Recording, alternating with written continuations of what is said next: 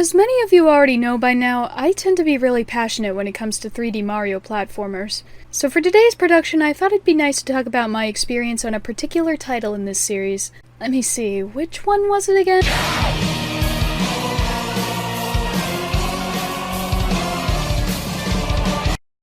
Wait, sir, this is actually a Mario game, right?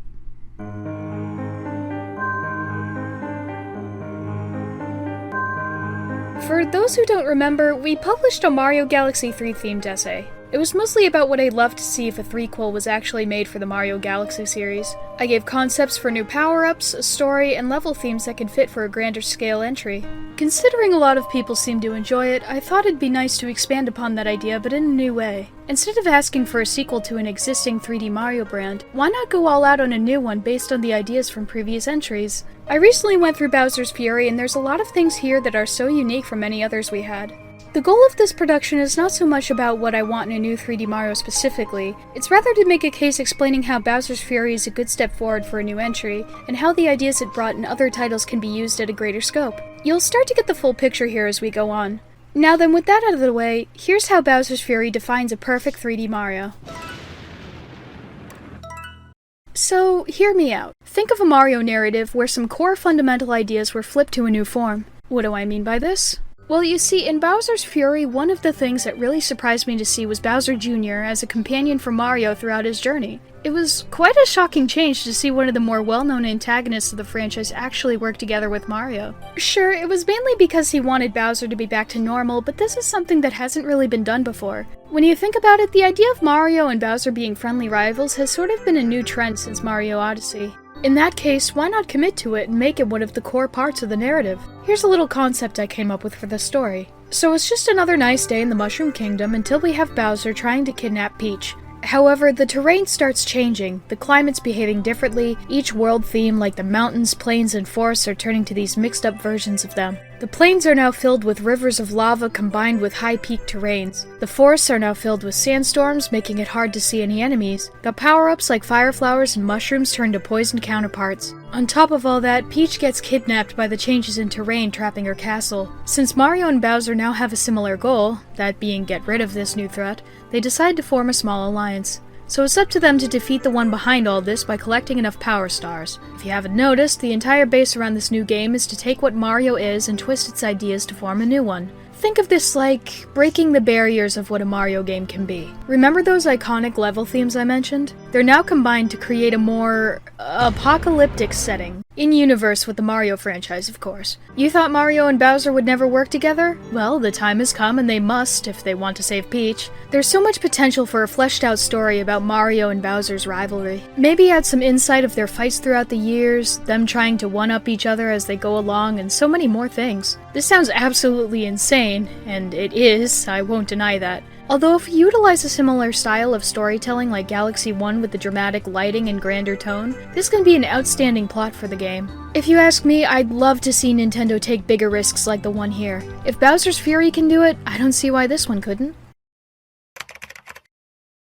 After going through Bowser's Fury, one of the things I really liked was how it implemented its exploration. Unlike the majority of the 3D Marios where you have to go through a level select screen to choose a stage, Bowser's Fury fully lets you roam around in an overworld and pick an area to do a small objective. These can range from getting to the end of a stage, to collecting parts of a cat shine, to a standalone boss fight. All of this is possible with no loading times, which is just groundbreaking for a Mario game. And there's so many things you could do with this style of gameplay. You could have levels that change to various platforming segments, to smaller side challenges within them. This could lead to a different power star to collect. Think of this game similar to Mario Odyssey's sandbox structure. As for what these power stars would do, maybe one of Bowser's ships could work as a little way for us to travel around the map. It could be powered by the stars we collect, making it slightly faster and resistible to the environments around us. This also implies that the map will be fully explorable, with various sections of the world having distinct conditions. What are conditions, you ask? To put it simply, what if this game has a weather mechanic? Let's say you travel around that half-forest, half-desert part of the map and suddenly you get hit with a sandstorm that rotates every 15 minutes or so. This condition will make it harder to see enemies and platforms and make the enemies slightly stronger. These enhanced versions of your opponents will behave like a mini-boss if you go about them normally.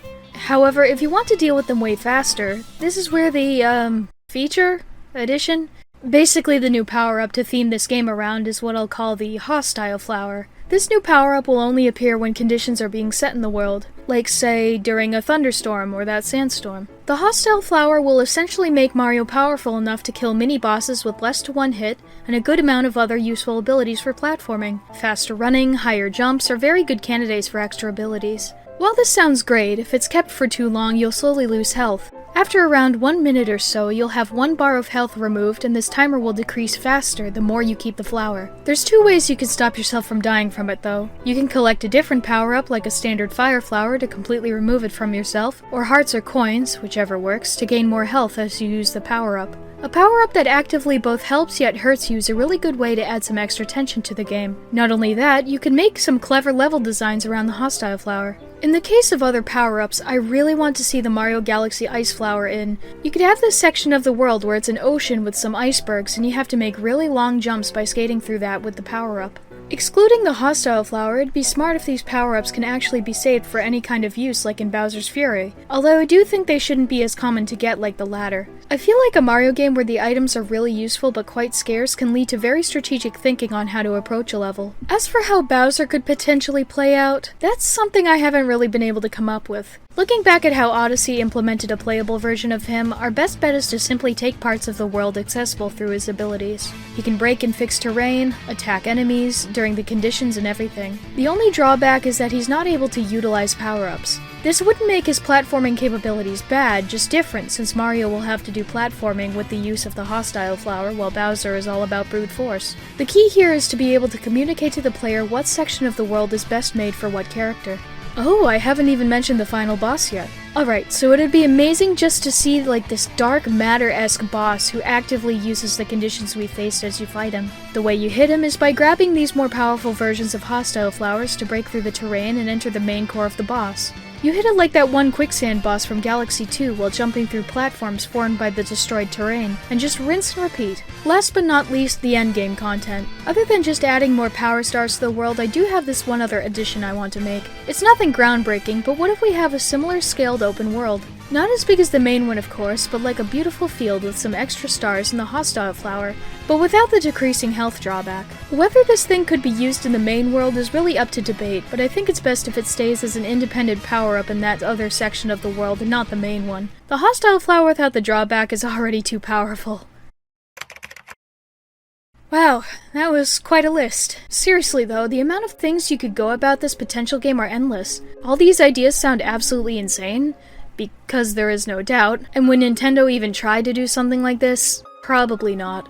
Though as I stated, what I really want to do here is demonstrate what Bowser's Fury could mean for the future of 3D Marios. I'm not saying this thing's a masterpiece, far from it, but I'm sure it's highly possible to take a lot of their innovations and make them better. I just want to prove that the simple concepts that Bowser's Fury brought can be merged with other titles to form a great one. I always grew up playing and enjoying this branch of the franchise, so I thought it'd be fun to talk about something like this. And yeah, that sort of wraps up today's production. I really hope you all enjoyed it. If you've noticed, we're trying to make a little more consistent release schedule, so I hope these productions still remain with the same quality you know us for. Now, if you excuse me, I'll see if I can pitch this over to Nintendo. This is Akari from Mintjoy Pictures.